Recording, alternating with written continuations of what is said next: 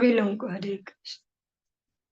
आजानुलंबित भुजो कनकावदात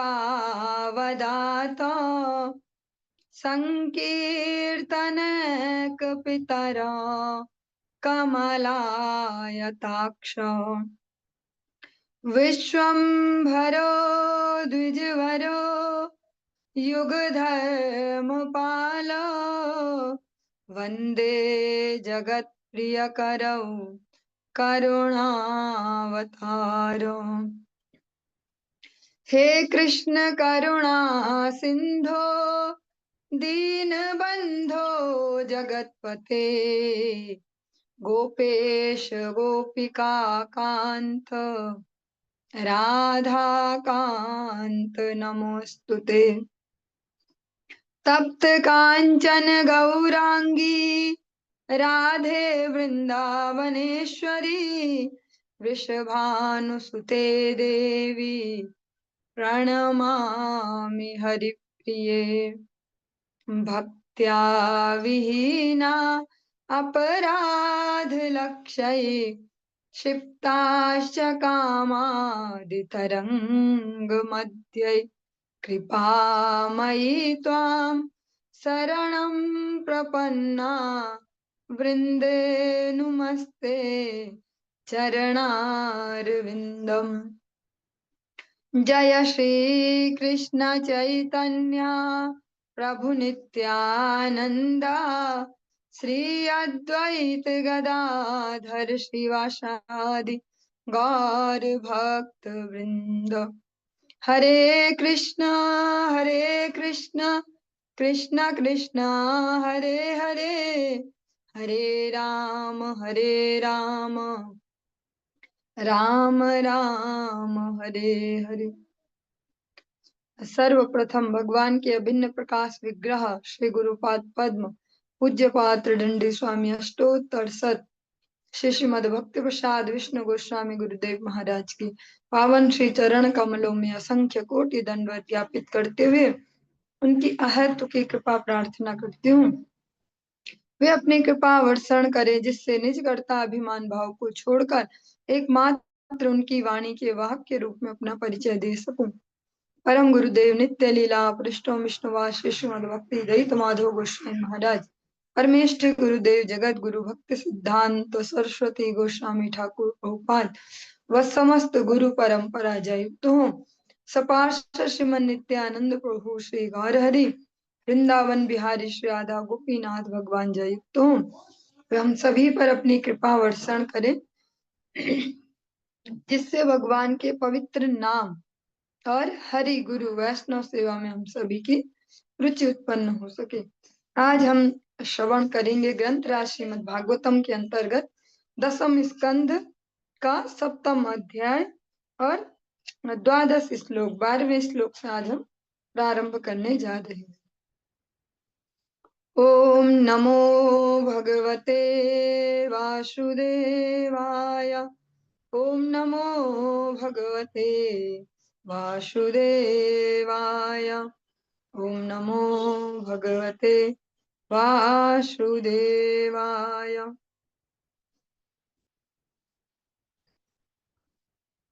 पूर्ववत् स्थापितं गोपैर्बलिभिः सपरिच्छदं विप्राहुत्वार्चयां चक्रुर्ध्यक्षत् कुशाम्बुभिः। जब बलिष्ठ गठीले ग्वालों ने बर्तन भांडे तथा अन्य सामग्री को छकड़े के ऊपर पहले की भांति व्यवस्थित कर दिया तो ब्राह्मणों ने बुरे ग्रह को शांत करने के लिए अग्नि यज्ञ का अनुष्ठान किया और तब चावल कुश जल तथा दही से श्री भगवान की पूजा की।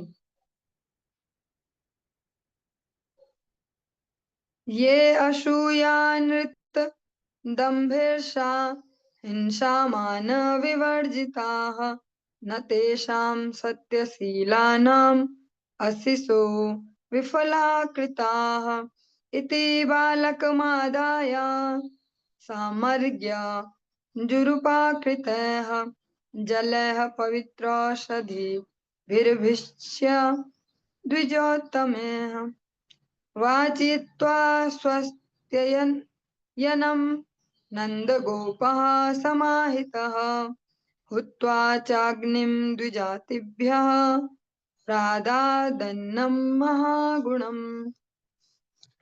जब ब्राह्मण जन ईर्ष्या, झूठ, मिथ्या अहंकार, द्वेष, अन्यों के वैभव को देखकर मचलने तथा मिथ्या प्रतिष्ठा से मुक्त होते हैं तो उनके आशीर्वाद कभी व्यर्थ नहीं जाते।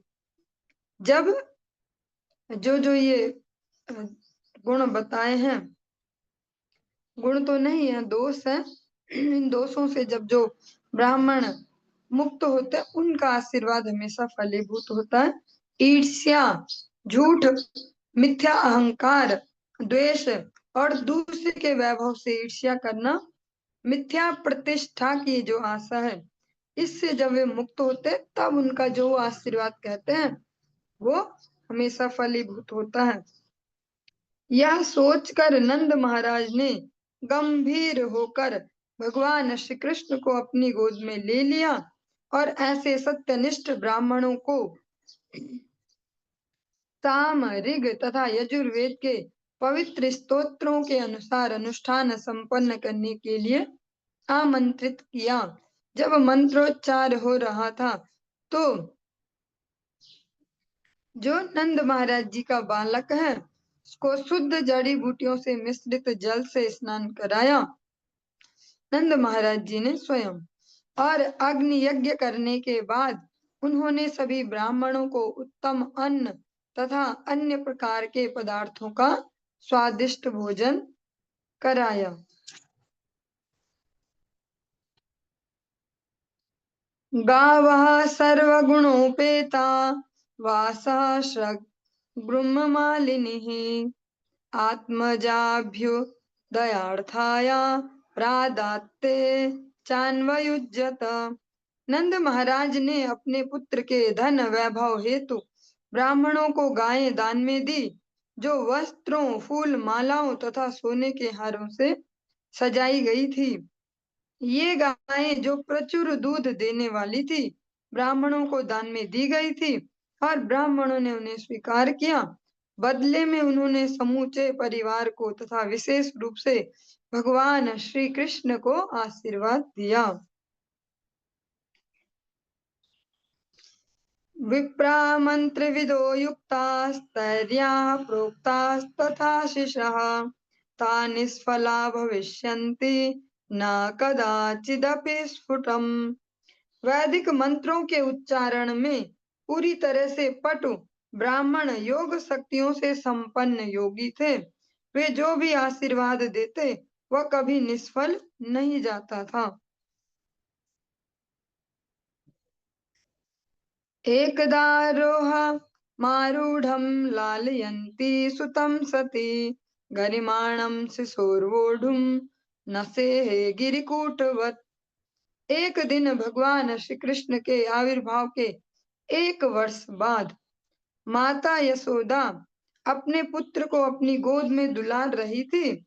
तभी सहसा उन्हें वह बालक पर्वत की चोटी से भी भारी लगने लगा, जिससे वे उसके भार को सहन नहीं कर पाई।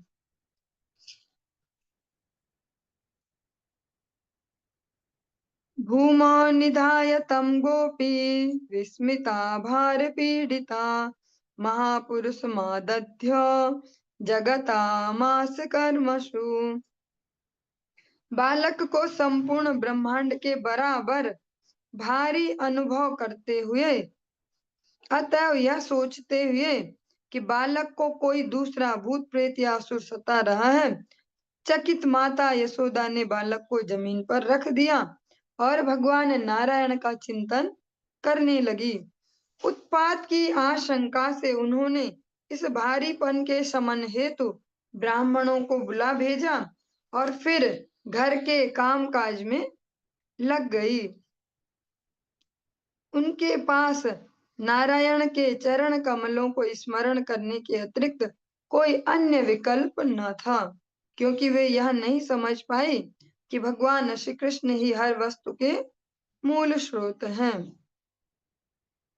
माता यशोदा का भगवान में वात्सल्य भाव है, भगवत बुद्धि नहीं है कि ये भगवान जी हैं। तो सोचते हैं कि अचानक इतना भारी कैसे हो गया, जरूर कुछ न कुछ इस पर जो है कुछ और जो निगेटिव एनर्जी है, कोई असुर हो, कोई भूत प्रेत, ऐसा उनका प्रभाव है।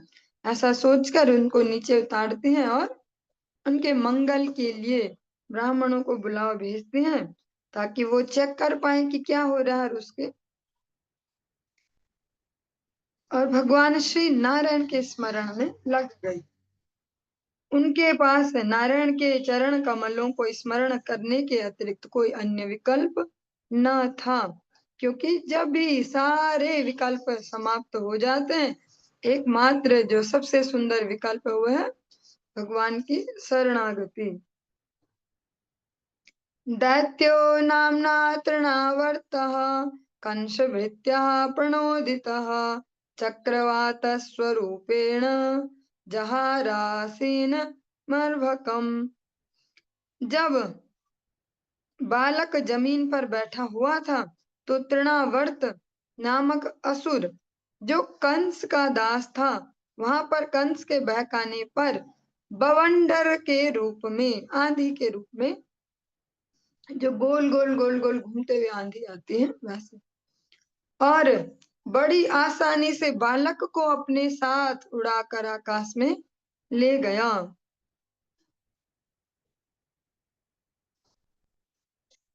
जो भगवान है वे जिसके समक्ष जैसा दिखना चाहते हैं वैसा ही दिखते हैं। अभी यशोदा मैया को लग रहे हैं कि पूरी पृथ्वी से भी भारी है, कोई पर्वत से भी भारी, लेकिन जब तृणाव्रत आया तो भगवान उसकी मनस्थिति भी जानते हैं, उसके सामने बहुत ही हल्के हो गए, उसको भारीपन नहीं दिखाया, वरना उसमें कैसे सामर्थ्य होती कि भगवान को उड़ा ले जाए। जैसा हम अपने जो अभी जिस भारत देश में रह रहे हैं, यहाँ के इतिहास को देखते हैं, अनेक अनेक आक्रांताओं ने यहाँ आक्रमण किए। जैसे स्पेशली सोमनाथ जी का मंदिर, आप सभी ने अगर दर्शन किया हो द्वारिका जी में, सोमनाथ जी का बहुत ही विशाल शिवलिंग है। ऐसे सोमनाथ जी को बार बार एक आक्रांता आता है, बार बार बार बार 16-17 बार लगभग वहां से स्वर्ण और इस प्रकार के आभूषण सब लूट लूट कर ले जाता है, लेकिन भगवान उसको कभी अपना ऐश्वर्य नहीं दिखाते। जबकि हम सुनते हैं कि भगवान तो थोड़े से में ही कर लेते हैं, लेकिन वो भगवान की अपनी स्वतंत्रता है, किसके समक्ष मुझे अपना स्वरूप दिखाना है, किसको नहीं दिखाना। आज तृणावर्त के लिए यही भगवान जो भी बहुत भारी लग रहे थे, बहुत ही हल्के हो गए, लाइट वेटेड हो गए। तृणाव्रत आया और आराम से उड़ा के ले गया। गोकुलम सर्वमावृण्वन् मुष्णश्चक्षुंषिरेणुभिः ईरयन् सुमहाघोर शब्देन प्रदिशो दिशः। उस असुर ने प्रबल बवंडर के रूप में सारे गोकुल प्रदेश को धूल के कणों से ढकते हुए सभी लोगों की दृष्टि ढक ही ली और भयावनी आवाज करता हुआ सारी दिशाओं को कंपाने लगा। अभी भी जब हर वर्ष जो गर्मियों में आंधी चलती है 1-2 दिन, तो आप सभी उसका एक्सपीरियंस लेते होंगे, बचपन में भी लिया होगा। हम लोग भी जब बहुत छोटे छोटे थे फील्ड में गए होते थे खेलने, बहुत बड़े फील्ड में, वहां पर 1-2 पोल होते थे बैडमिंटन या इस प्रकार के वॉलीबॉल, उन खेलों के लिए। और जब वो आंधी वाला समय आता तो छोटे छोटे बच्चे लगभग उड़ने भी लग जाते थे हम लोग। वो तो एक भौतिक सी सामान्य सी आंधी थी, और फिर उन पोलों को पकड़ लेते कि बस उड़ ना जाए। हाँ, लेकिन भगवान के समक्ष एक बहुत ही शक्तिशाली असुर इस बवंडर के रूप में आया, तृणावर्त, और पूरे गोकुल प्रदेश को उसने धूल धूसरित कर दिया। सबके नेत्रों में धूल धूल हो रही है, कोई देख नहीं पा रहा, जो पूरा वातावरण है धूलमय है, कुछ भी स्पष्ट दिखाई नहीं दे रहा, और भयंकर आवाजें करता हुआ सभी दिशाओं को कंपायमान करने लगा।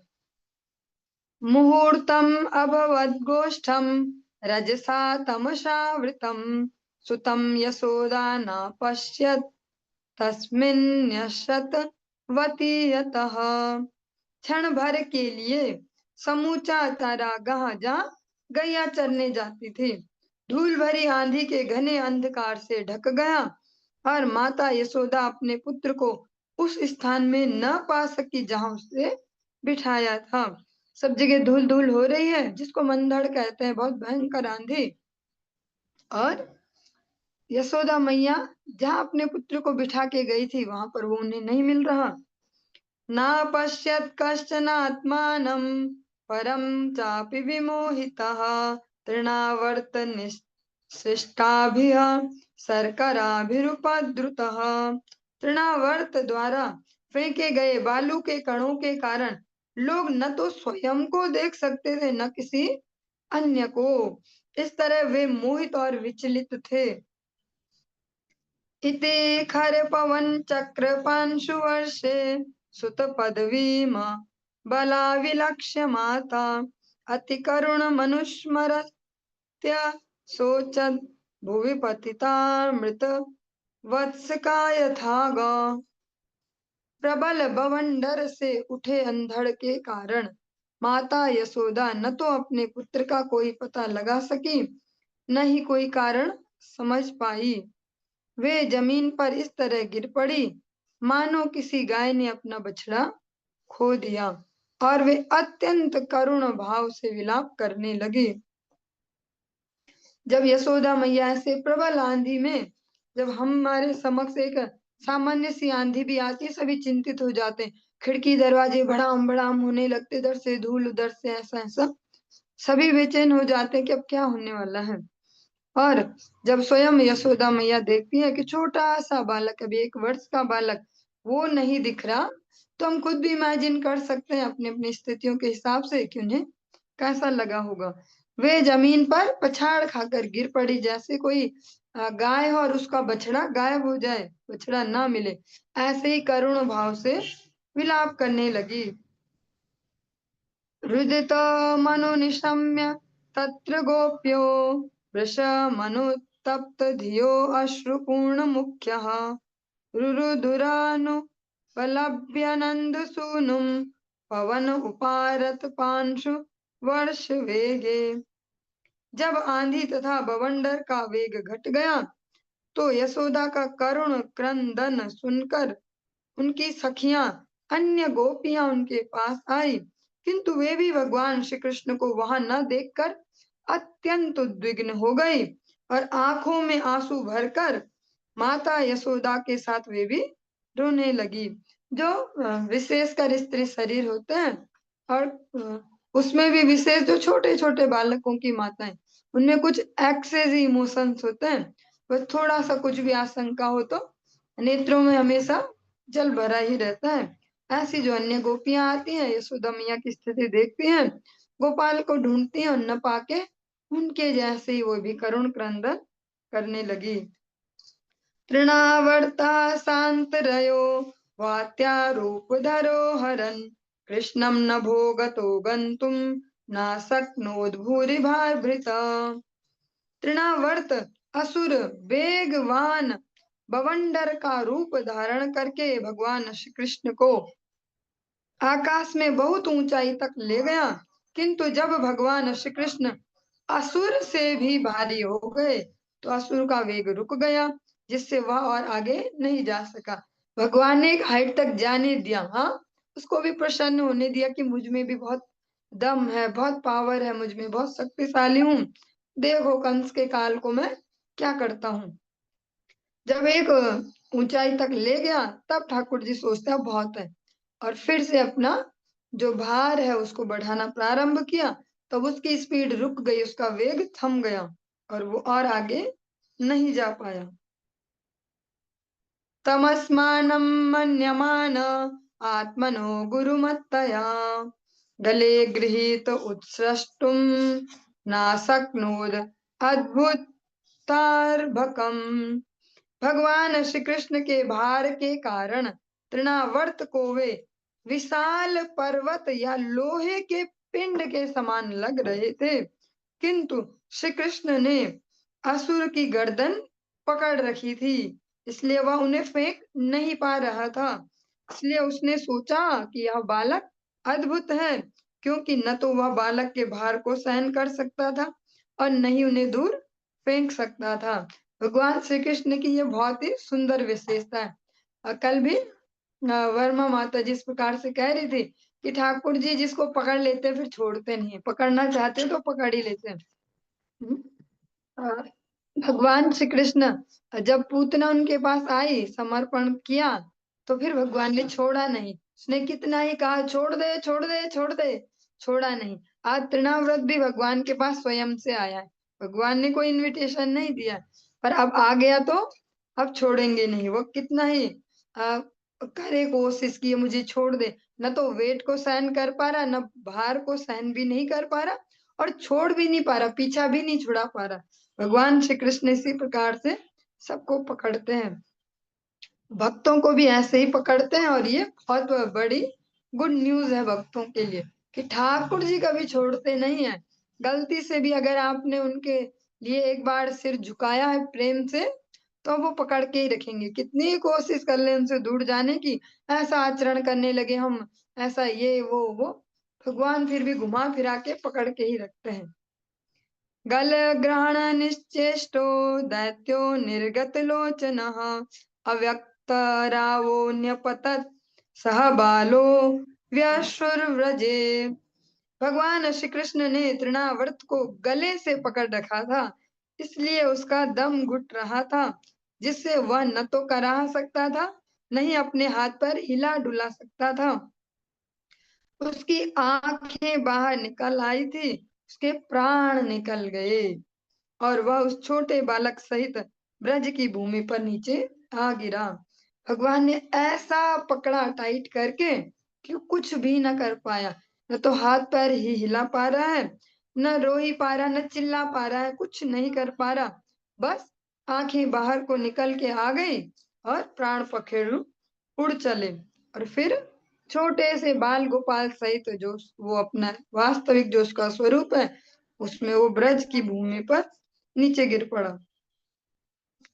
तमंतरिक्षात् पतितं शिलायां विशीर्ण सर्वावयवं करालं पुरं यथा रुद्रसरेण विद्धं स्त्रियो रुदत्यो ददृशुः समेताः। जब वहां एकत्र गोपियां भगवान श्री कृष्ण के लिए रो रही थी, तो वह असुर आकाश से पत्थर की एक बड़ी चट्टान पर आ गिरा, जिससे उसके सारे अंग छिन्न भिन्न हो गए, मानो। और उपमा दी है भगवान शिव जी के बाण से भेदा गया त्रिपुरासुर हो। जिस प्रकार से शिव जी ने त्रिपुर दैत्य का वध किया, ऐसे ही उस असुर का भी जो शरीर के अंग है वे भी सब छिन्न भिन्न हो गए। प्रादाय मात्रे प्रतिहृत्य विस्मिताः कृष्णं च तस्योरसिलम्बमानं तं स्वस्तिमन्तं पुरुषादनीतं विहाय सा मृत्युमुखात् प्रमुक्तं गोप्यश्च गोपाः किल नन्दमुख्या लब्ध्वा पुनः प्रापुरतीव मोदम्। गोपियों ने तुरंत ही सर्व अशुभ से रहित ऐसे भगवान श्री कृष्ण को असुर की छाती से उठा लिया और माता यशोदा को लाकर सौंप दिया। क्योंकि बालक को असुर द्वारा आकाश में ले जाए जाने पर भी किसी प्रकार की चोट नहीं आई थी, और वह अब सारे खतरों तथा दुर्भाग्य से मुक्त था। इसलिए नंद महाराज समेत सारे ग्वाले तथा गोपियां अत्यंत प्रसन्न थे। अहो बतात्यद्भुत में रक्षसा बालो निवृत्तिम गमितो अभ्यगात पुनः हिंस्रः स्वपापेन विहिंसितः खलः साधुः समत्वेन भयाद् विमुच्यते। यह सबसे अधिक आश्चर्य की बात है कि अबोध बालक इस राक्षस द्वारा खाए जाने के लिए दूर ले जाया गया था, फिर भी बिना मारे या चोट खाए वापस लौट आया है। क्योंकि राक्षस ईर्ष्यालु, क्रूर तथा पापी था, इसलिए वह अपने पाप पूर्ण कृत्यों के लिए मारा गया। यही प्रकृति का नियम है। निर्दोष भक्त की रक्षा सदैव पूर्ण पुरुषोत्तम भगवान द्वारा की जाती है और पापी व्यक्ति को अपने पापमय जीवन के लिए दंड दिया जाता है। सभी जो ब्रजवासी हैं इस प्रकार से चिंतन करते, इतना छोटा सा बच्चा जो कुछ बोल नहीं सकता, हाँ, इस प्रकार से, और बस इतना भयानक राक्षस ले गया, लेकिन फिर भी बिना किसी नुकसान के वापस आ चुका है और राक्षस को उसके कर्मों की सजा मिली। हाँ, भगवान हमेशा अपने भक्तों की रक्षा करते हैं। इस प्रकार से ब्रज जो वासी हैं वे सोचते हैं, किम नस्तपश्चीर्ण अधोक्षजार्चनम पूर्तेष्टदत्तमुत भूतसौहृदम् यत्सम्परेता पुनरेव बालको दिष्टया स्वबन्धून् प्रणयन्नुपस्थितः। नंद महाराज तथा अन्य लोगों ने कहा, हमने अवश्य ही पूर्व जन्म में दीर्घ काल तक तपस्या की होगी, पूर्ण पुरुषोत्तम भगवान की पूजा की होगी, जनता के लिए मार्ग बनाए होंगे, कुएं बनवाए होंगे, बहुत सारे पुण्य कर्म किए होंगे, दान भी दिया होगा, जिसके फल स्वरूप मृत्यु के मुख में गया हुआ यह बालक अपने संबंधियों को आनंद प्रदान करने के लिए लौट आया है। दृष्ट्वा अद्भुतानि बहुशो नन्दगोपो बृहद्वने वसुदेव वचो भूयो मानयामास विस्मितः। बृहद वन में इन सारी घटनाओं को देखकर नंद महाराज अधिकाधिक आश्चर्यचकित हुए और उन्हें वसुदेव के वे शब्द स्मरण हुआ है जो उन्होंने मथुरा में कहे थे। वसुदेव जी ने जिस प्रकार से सचेत किया था वो उन्हें स्मरण हो आया। एकदार्भकमादाया स्वाङ्कमारोप्य भामिनी प्रश्नुतं पाययामास स्तनं स्नेहपरिप्लुता। एक दिन माता यशोदा भगवान श्री कृष्ण को अपनी गोद में बैठाकर उन्हें मातृ स्नेह वश अपने स्तन से दूध पिला रही थी। उनके स्तन से दूध चू रहा था और बालक उसे पी रहा था। पीत प्रायश्च जननी सुतस्य रुचिरस्मितं मुखं लालयति राज जिम्भ्रतो ददृशे इदं खं रोदसी ज्योतिर्नीकमाशाः सूर्येन्दुवह्निस्वा श्वसनाम्बुधींश्च द्वीपाननगास्तद्युति द्युहृत्रिवनानि भूतानि यानि स्त्रिजंगमानि।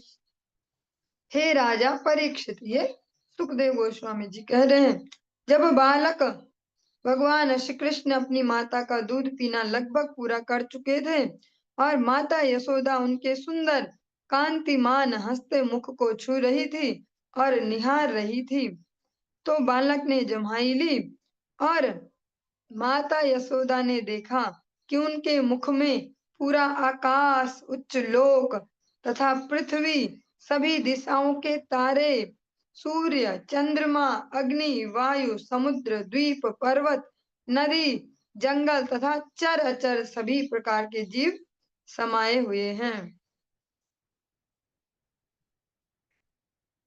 भगवान श्री कृष्ण ने आज अपनी जो मैया है उनको संपूर्ण ब्रह्मांड का दर्शन अपने छोटे से मुख के अंदर कराया। जिस मुख में अभी माता का दूध जा रहा था उसमें आज उन्हें संपूर्ण ब्रह्मांड का दर्शन कराया। सावीक्ष्य विश्वं सहसा राजन् सज्जात वे पथुः समली सम्मील्या मृगशावाक्षी नेत्रे आसीत् सुविस्मिता। जब यशोदा माता ने अपने पुत्र के मुखार विंद में संपूर्ण ब्रह्मांड देखा तो उनका हृदय धक धक करने लगा, जो धड़कन है वो तीव्र हो गई तथा आश्चर्यचकित होकर वे अपने अधीर नेत्र बंद करना चाह रही थी, ऐसे जैसे हम करते कुछ अलग सा देख लो कि बस ये बंद हो। और इस प्रकार से हमारा जो सप्तम अध्याय है दसम स्कंध का वो संपूर्ण हुआ। अब हम अष्टम अध्याय में प्रवेश कर रहे हैं। श्री शुक उवाच गर्गः पुरोहितो राजन् यदूनां समूहातपाः व्रजं जगाम नन्दस्य वसुदेव प्रचोदितः।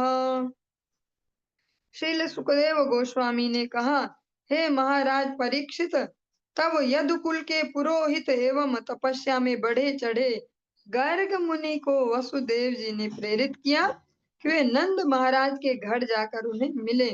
वसुदेव जी ने उनको प्रार्थना की इस प्रकार से, तम दृष्ट्वा परम प्रीतः प्रत्युत्थाय कृतांजलिः आनर्चाधोक्षजदि धिया प्रणिपात पुराशरम। जब नंद महाराज ने गर्ग मुनि को अपने घर में उपस्थित देखा तो वे इतने प्रसन्न हुए कि उनके स्वागत में दोनों हाथ जोड़े उठ खड़े हुए। यद्यपि गर्ग मुनि को नंद महाराज अपनी आंखों से देख रहे थे, किंतु वे उन्हें अधोक्षज मान रहे थे, अर्थात वे भौतिक इंद्रियों से दिखाई पड़ने वाले सामान्य पुरुष न थे। दो सुंदर सी पंक्तियां हैं। अब गुरुदेव की कभी किसी कथा प्रसंग में आपने श्रवण की हो। आज के दिवस को मैं जाऊं बलिहारा, मेरे घर आए राजा राम जी का प्यारा। जो नंद महाराज है इसी भाव से गर्गाचार्य जी का स्वागत करते हैं। वे उन्हें एक संत के रूप में नहीं, वास्तव में स्वयं श्री भगवान के ही रूप में उनका सत्कार करते हैं, क्योंकि वे एक तो होते हमारे जो ग्रंथ भागवत है और एक संत भागवत, जो अपने जीवन में ही भागवत जी को धारण करते हैं, तो भगवान के ही समकक्ष होते हैं। और स्पेशली जो गुरु वर्ग होते हैं वे भगवान के अभिन्न प्रकाश विग्रह हैं, तो उसी भाव से उनको स्वागत सत्कार सेवा होनी चाहिए। नंद महाराज जी आज उन्हें अधोक्षज मान रहे हैं, स्वयं भगवान का एक स्वरूप, जो जिनकी भौतिक इंद्रियां हम जैसी नहीं है एक्टिवली कि बस ये हुआ तो इधर, ये हुआ तो इधर, जो अपनी संपूर्ण इंद्रियों को केवल भगवत प्रसन्नता में ही प्रयुक्त करते हैं। सुपविष्टं कृतातिथ्यं गिरा सुनृतया मुनिम नंदयित्वा ब्रवीद ब्रह्मन् पूर्णस्य करवाम किम। जब गर्ग मुनि का अतिथि रूप में स्वागत हो चुका और वे ठीक से आसन ग्रहण कर चुके, तो नंद महाराज ने भद्र तथा विनीत शब्दों में निवेदन किया, हे महोदय, भक्त होने के कारण आप सभी प्रकार से परिपूर्ण हैं, फिर भी आपकी सेवा करना मेरा कर्तव्य है। कृपा करके आज्ञा दें, मैं आपके लिए क्या करूं। ये बहुत ही सुंदर स्टाइल है नंद महाराज की, जिसको हम कॉपी कर सकते हैं बिल्कुल एज इट इज। वे कहते हैं, आप भगवान के भक्त हैं, इसलिए कोई अभाव नहीं है आपके जीवन में। ऐसा कुछ नहीं है कि मैं दूं और लगे देखा मैंने ऐसे दिया तो इनको कुछ मिला।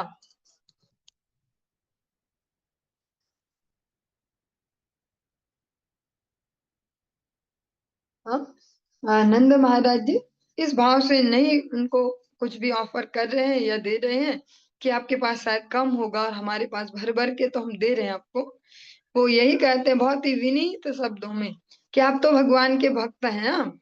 जैसे भगवान परिपूर्ण है ऐसे आप भी परिपूर्ण हैं, फिर भी आपकी सेवा करना मेरा कर्तव्य है। आपकी सेवा से मेरा मंगल होगा, इसलिए आप मुझे आज्ञा दें कि मैं क्या सेवा आपके लिए कर सकता हूँ। और जो भी गुरु वर्ग है उनकी सेवा का यही विधान है, इसी भाव से सेवा होनी चाहिए। ऐसे नहीं कि हम तो ये हैं और हम तो वो हैं और इनको ऐसा देते हैं, चलो ऐसा देते हैं आज इनको। हाँ, क्योंकि ये भगवान के दास हैं, भगवान के जन हैं, भगवान के ही परिकर हैं, जो भगवद प्रसन्नता के लिए इस जगत में आते हैं।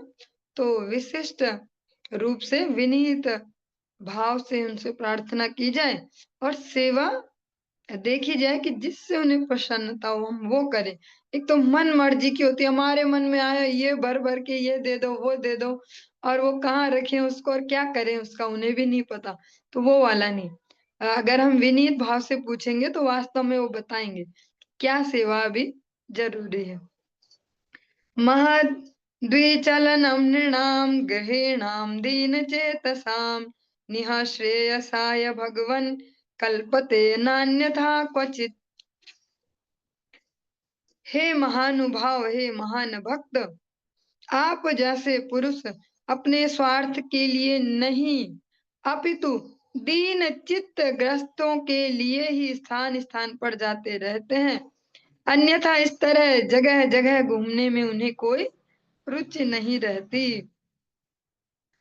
फिर से हम एक बार बहुत ही जो इन कक्षाओं में बहुत ही फेमस है चौराग्र गण्यष्टकम, उसका एक स्टैंजा फिर से स्मरण करते चले। अकिञ्चनीकृत्य पदाश्रितं या करोति भिक्षुं पथि गेहहीना केनाप्यहोभिः सणचारिदृक् दृष्टा श्रुतो वा न जगत्त्रयेऽपि। वल्लभाचार्य जी कहते हैं कि आप इतने बड़े चोर हो कि जो आपको समर्पण करते हैं ईमानदारी से, यथार्थ में समर्पण करते हैं। अकिंचनी कृत्य पदाश्रितम या करोति भिक्षुम पथि गेहहीना, आप उसको दीनहीन अकिंचन बना डालते हो और करोति भिक्षुम पथि गेहहीना, घर बार छुड़ा के भिक्षुक बना देते हो रास्ते का। हाँ, इसी को हम रिवर्सिबल में यहाँ समझेंगे कि जो भगवत जन होते हैं, जो भगवान में पूर्ण समर्पण करते हैं, वो एक भिक्षुक की भांति इसलिए विचरण करते हैं। हाँ, भौतिक अपने संबंधों गेह इस सब को छोड़ के इसलिए विचरण करते हैं, ताकि जो नंद महाराज जी यहाँ पर कह रहे हैं कि दीन चित्त ग्रस्त जो रात दिन घुसे पड़े हैं सब सेट करने में, रात दिन सब सेट करने में लगे, हर कभी भी लगभग एक हफ्ते के लिए, एक दिन नहीं कह रही, वो बहुत कम हो जाएगा, एक हफ्ता भी उनका सब सेट नहीं रहता कभी भी, और फिर भी रात दिन पूरे जीवन पर्यंत मृत्यु पर्यंत, जब तक मृत्यु नहीं आ जाती, बस आ ही नहीं जाती, तब तक भी लगे रहते हैं सब सेट करने में, और वो सब सेट कभी नहीं होता, हमेशा अपसेट रहते हैं। ऐसे जो दीन चित्त ग्रस्त है उनके लिए आप स्थान स्थानों पर जाते हैं, वरना ऐसे घूमने में आपका क्या इंटरेस्ट है कि यहाँ चलो आज वहां घूमते हैं, आज वहां घूमते हैं। ऐसे हम श्री गुरुदेव को देखते हैं जो परिव्राजक उनको कहा जाता है, संतों को परिव्राजक। हाँ, उनके नाम में भी आप श्रवण करते हैं परिव्राजकाचार्य। तो परिव्राजकता जो है वो उन्होंने क्यों ग्रहण किए? क्या उनको घूमने का शौक है? चलो इस समय हिमाचल घूम के आते हैं, हाँ वहां घूम के आते हैं, वहां घूम के आते हैं। अगर वहां वहां घूमने का शौक होता तो अनुकूलता में जाते, प्रतिकूलता में नहीं। हाँ, वे जाते हैं तो दीनहीन जो ग्रस्त हैं, जो ग्रसित रहते हैं हमेशा अपनी भौतिक इच्छाओं से, और उनको पूर्ण करने में अपनी सामर्थ्य को बस घुसाए रखते हैं, अपना सारा बुद्धि विवेक भगवान ने जितनी पोटेंशियल दी है, सामर्थ्य सारी की सारी घुसाते सब सेट करने में। और कितने आश्चर्य की बात है, कभी कुछ भी सेट नहीं हो पाता। नंद महाराज जी कहते हैं आप एक महान भक्त हैं, आप अपने स्वार्थ के लिए नहीं घूमते हो इधर उधर, आप घूमते हो दीन ग्रस्तों के मंगल के लिए, समय समय पे उन्हें याद दिलाने के लिए कि उठो जागो कुछ करो कुछ करो, ऐसा। और हम सभी प्रैक्टिकली देखते हैं अपने जीवन में, जब जब गुरु वर्ग आते हैं, भगवत भक्त हमारे जीवन में आते हैं, उस समय हम हवा में उड़ रहे होते हैं, सब अच्छे से चल रही है लाइफ, आजकल काम भी बड़ी जल्दी हो जा रहे हैं, वहां भी भाग रहे, ये भी कर रहे, और संकीर्तन भी हो रहा है, ये भी वो भी। और जैसे ही वो जाते हैं कुछ ही दिन वो वाइब्रेशन रहती है, और फिर से हमारी जो अपनी वाइब्रेशन है, जो हमारी परमानेंट वाइब्रेशन, वो वापस आ जाती है। इसीलिए नित्य लीला पृष्ठ विष्णु आशीष भक्ति वल्लभ तीर्थ गोस्वामी महाराज जी जो हमारे ज्येष्ठ गुरु वर्ग हैं, वे कहते हैं कि बेशक वैष्णव के आने से घर पवित्र होते हैं, पर उनकी पवित्रता बनाए रखनी पड़ती है। तो समय समय पर भगवान का नाम संकीर्तन हम करें, भगवान का नाम जप अच्छे से करें, भगवत विग्रह सेवा अच्छे से करें, तो वो पवित्रता बनी रहती है। वरना जो हमारी बहुत पुरानी जो कंडीशनिंग है, हमेशा हमेशा की जो हैबिट्स है सोचने की, करने की, हाँ सोचने की भी, सोचने की हैबिट से भी तो घर का एक परिवेश बनता है, केवल व्यवहारों से और सामानों से थोड़ी ना बनता है। जो हम विचार जैसे रखते हैं वैसा ही आभा मंडल घर का होता है, वैसी वाइब्रेशन सब में जाती है। जिस घर में एक भी अत्यंत क्रोधी स्वभाव का आदमी होगा, या अत्यंत ईर्ष्यालु, या कैसा भी निंदक टाइप कैसा भी, तो पूरे घर में वाइब्रेशन जाती है।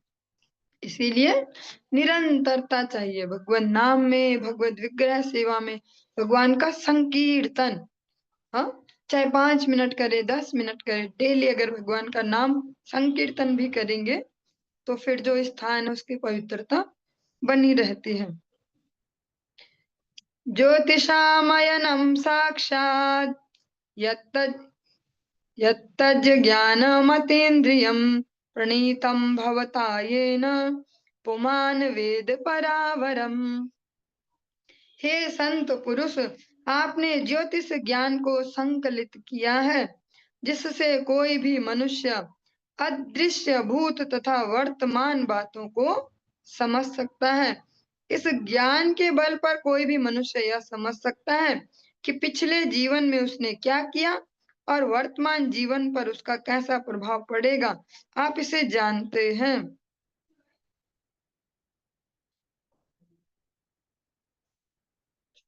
जो गर्गाचार्य जी हैं वे ज्योतिष शास्त्र के प्रकांड विद्वान हैं।